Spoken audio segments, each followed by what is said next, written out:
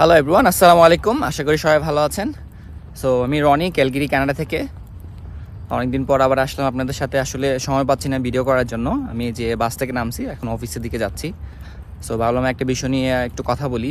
সেটা হচ্ছে আসলে আপনাদেরকে আমি যদিও এই বিষয়টা নিয়ে অনেক আগেও শেয়ার করেছি যে আপনারা যদি কানাডাতে ওয়ার্ক পারমিটে আসতে চান, কোনো ধরনের শর্টকাট ওয়েতে আসার চেষ্টা করবেন না।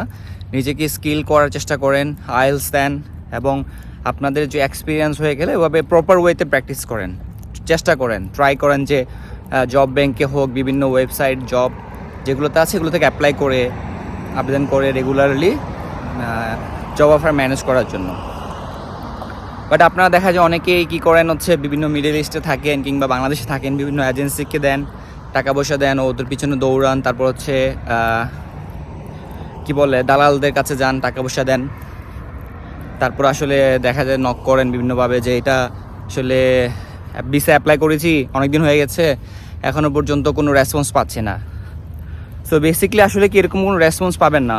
আপনারা যারা দালাল আছে, যারা ফেক ভিসা করে, তারা কি করে হচ্ছে কি আপনাদের কাছ থেকে কীভাবে প্রতারিত করে, ওরা হচ্ছে বিভিন্ন একটা ফেক জব অফার দিয়ে দেয়, ফেক এলএমএ দেয়। ওই ফেক এলএমএটা দিয়ে ওরা হচ্ছে আপনাকে ওয়ার্ক পারমিটে অ্যাপ্লাই করে দেয়। যখন ওয়ার্ক পারমিটে অ্যাপ্লাই করে দেয়, সো ওয়ার্ক পারমিটে অ্যাপ্লাই করলে নর্মাল প্রসেস হচ্ছে আপনি বিএফএস গ্লোবালে যাবেন, ওখানে বায়োমেট্রিক দেবেন। সো আসলে মানুষ সবাই মনে করে যে আমি যদি আমার অফারটা যদি ফেক হতো তাহলে আমি হয়তো বিএফএসে গিয়ে বায়োমেট্রিক দিতে পারতাম না। তখন এদের মধ্যে একটা ট্রাস্ট সৃষ্টি হয়।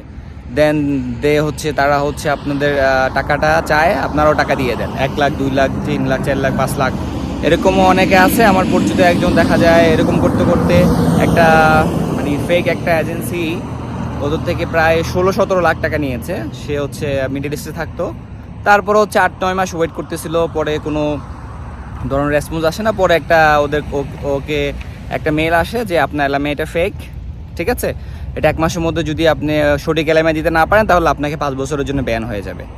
সো আলটিমেটলি আপনাদের অবস্থা এরকমই হবে যদি কোনো ফেক এজেন্সির মাধ্যমে কিংবা দালালের মাধ্যমে অ্যাপ্লাই করেন তাহলে। সো আমার রিকোয়েস্ট হচ্ছে যারা কানাডা আসতে চান, আপনাদের অনেক স্বপ্ন।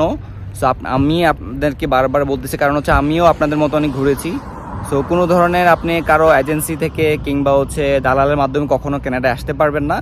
আপনারা চেষ্টা করেন নিজের দক্ষতা যোগ্যতা দিয়ে ট্রাই করার জন্য, তাহলে দেখবেন আপনার যদি রিজেকে থাকে কানাডাতে অবশ্যই একদিন আসতে পারবেন। যেমন মনে করেন আসলে আমি বিশ্বাস করতাম মন প্রাণে একদিন যদি আমার রিজিকে থাকে আমি আসবো।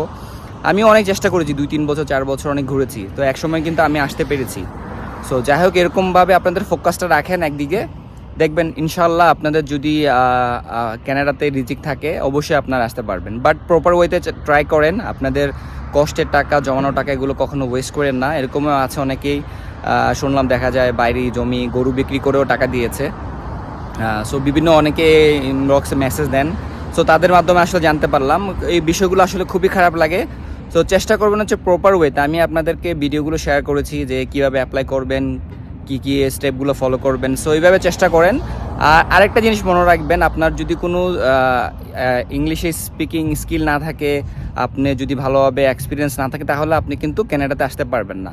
বাট আপনারা কী করেন, তখন এজেন্সির কাছে যান, বিভিন্ন ধরনের ফেক দালালের কাছে যান, তারা কিন্তু তখন বলে যে না আপনি আসতে পারবেন, ওয়ার্ক পারমিটে আসতে আইএলস লাগবে না, তারপর হচ্ছে বিভিন্ন ধরনের কথা বলে, তখন কিন্তু আপনারা প্রতারিত হওয়ার চান্সটা বেশি থাকে আপনাদের, ঠিক আছে।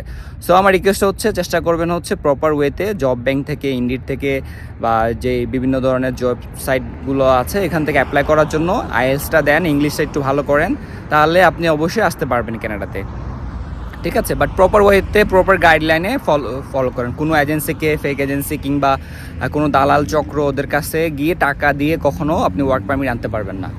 সো আমি আপনাদেরকে আবারও বলতেছি, এবং প্রপার গাইডলাইন সহকারে আপনার নিজে অ্যাপ্লাই করে ট্রাই করেন। যদি আসতে পারেন তো আসতে পারলে, না পারলে টাকা নষ্ট হবে না। বাট আপনি যদি কোনো ফেক এজেন্সি দালালের কাছে যান, আপনার দেখা যায় সর্বস্ব কিন্তু আপনাকে হারাতে হবে।